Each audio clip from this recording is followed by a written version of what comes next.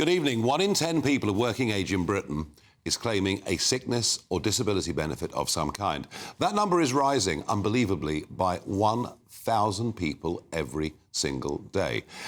Already, the bill for this is about £75 billion a year. It's due to rise, unbelievably, by 2030 to perhaps £100 billion a year. So perhaps it's not surprising in some ways that the Chancellor, the Prime Minister, are trying to reduce some aspects of this bill. Perhaps a cut of around about £5 billion. But this is going down incredibly badly with the Labour backbenchers. It would appear about 136 Labour backbenchers right now are in full, open revolt.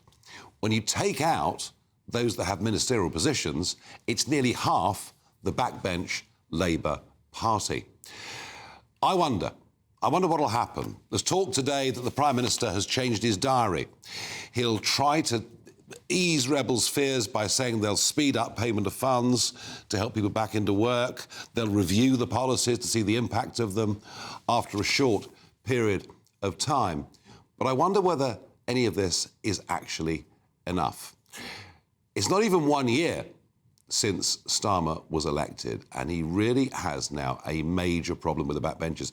I suspect this isn't just around these payments. I suspect it's about winter fuel allowance. I suspect he's actually upset some quite large sections of his party, and indeed the public too.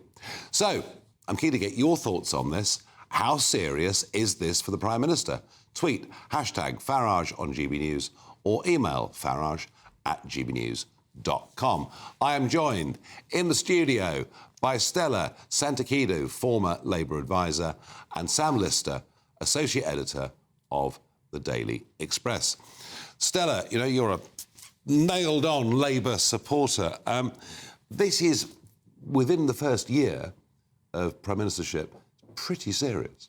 Well, look, Nigel, in the Labour Party, we believe that it is more important that you protect people from hardship, especially people who cannot work or who have difficulties which most of us do not have to face, over making sure that you don't have a single person who is perhaps abusing the system, because at the end of the day, the money that's going to be saved, it's going to be coins behind the couch compared to money that for example, we could save from tackling tax evasion.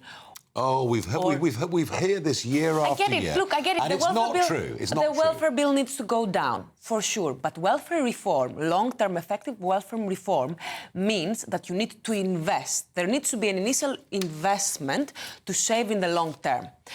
To me, and to a lot of people in the Labour Party, this looks like you just needed to cut some money from the budget, and you found that place to do that. That is unconscionable for the vast majority of people in the Labour Party. And this is why you see what you're seeing right now, where you don't just have, and let's face it, most of the people in there isn't anyone from the far left. There are like a handful of left-wingers left. This is moderates. These are people who do not want to be rebelling against the Labour government. These are people who want to be loyal to Keir Starmer. And this is why you're hearing of junior ministers. And that's why this is so serious. Because, as you say, this is not the hard left, it's actually the soft left. And in many cases, people who are chairs of committees. All 11 of the Labour chairs of select committees. Yeah, which is extraordinary. What happens now, in your view? I think that we need to look at what has happened previously when Keir Starmer made decisions and there was an immediate backlash.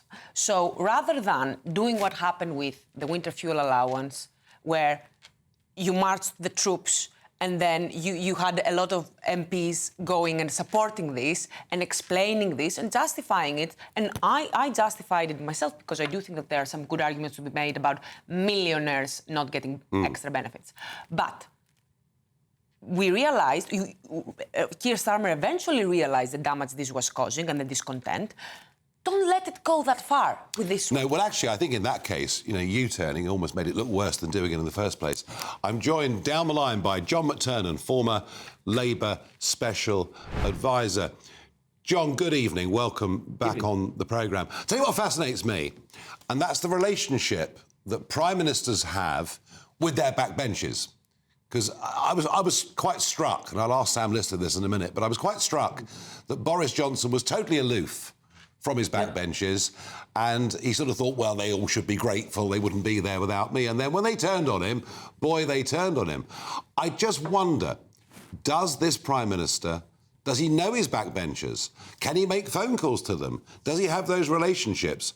Or is he a little bit high and dry here? I think there's a problem for Keir, obviously, which is that the Labour Party, when he took it over as leader, was one of the smallest numbers it had ever been in history, and it's now one of the largest numbers. And it'll take anybody some time to memorise the names and the faces of everybody. There's that to it. I think Keir isn't from the Commons in the same way that maybe a Tony Blair was. Tony being an MP for 11 years before he became the leader of the Labour Party,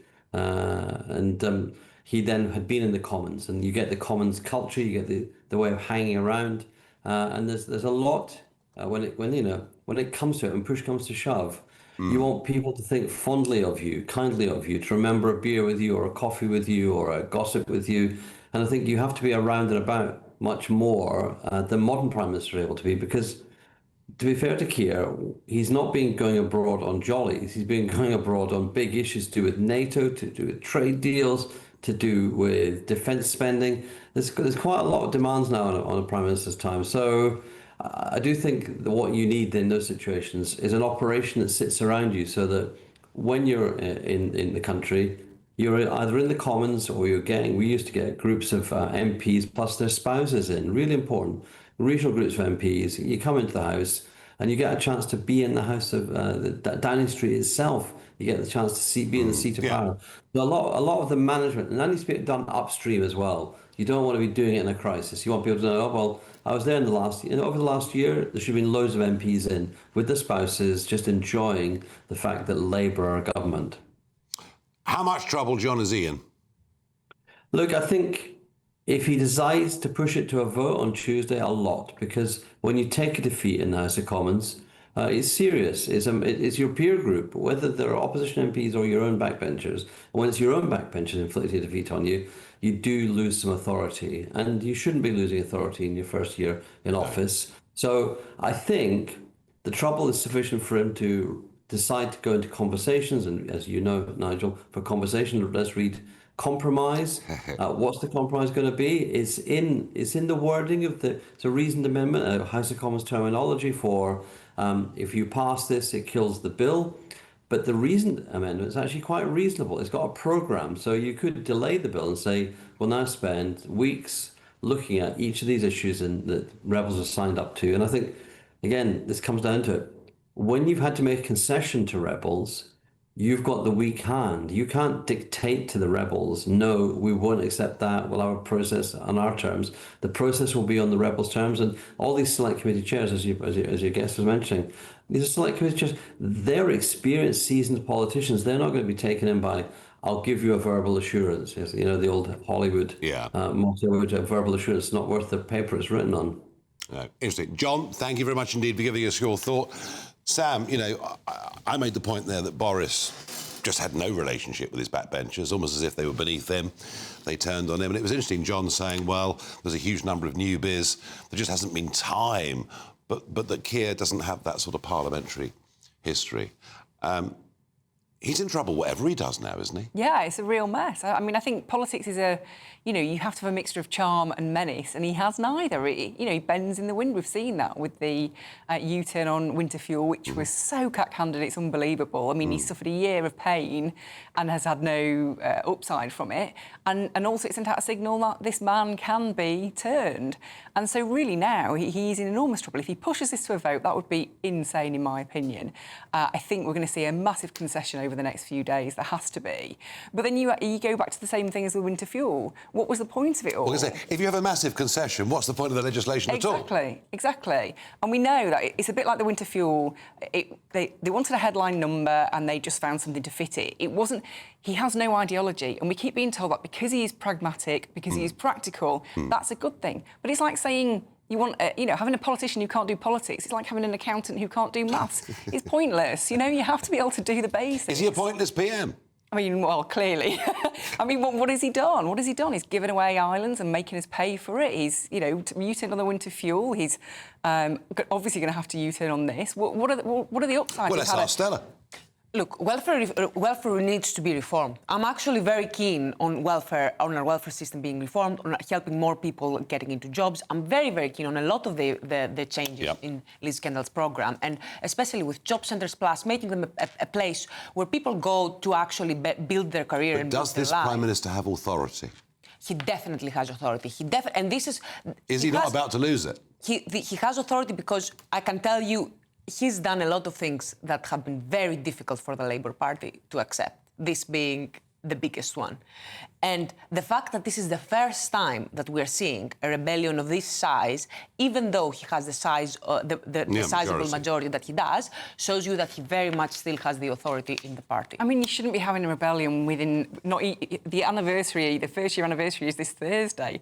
To have a rebellion on this scale in your first year of government, I think is just it says everything. I mean, I've been around a long time and I've seen the ends of governments and the starts of governments, and this very much feels like the end of a government. It's really bizarre to me. I have to say, a year in, this is a massive 130 plus MPs. It's huge. We'll see. I don't think this will go to a vote on Tuesday. I think they'll be absolutely stone bonkers to do it. And then if they water it down, there's no point anyway. It'll all get kicked into the long grass, is my view.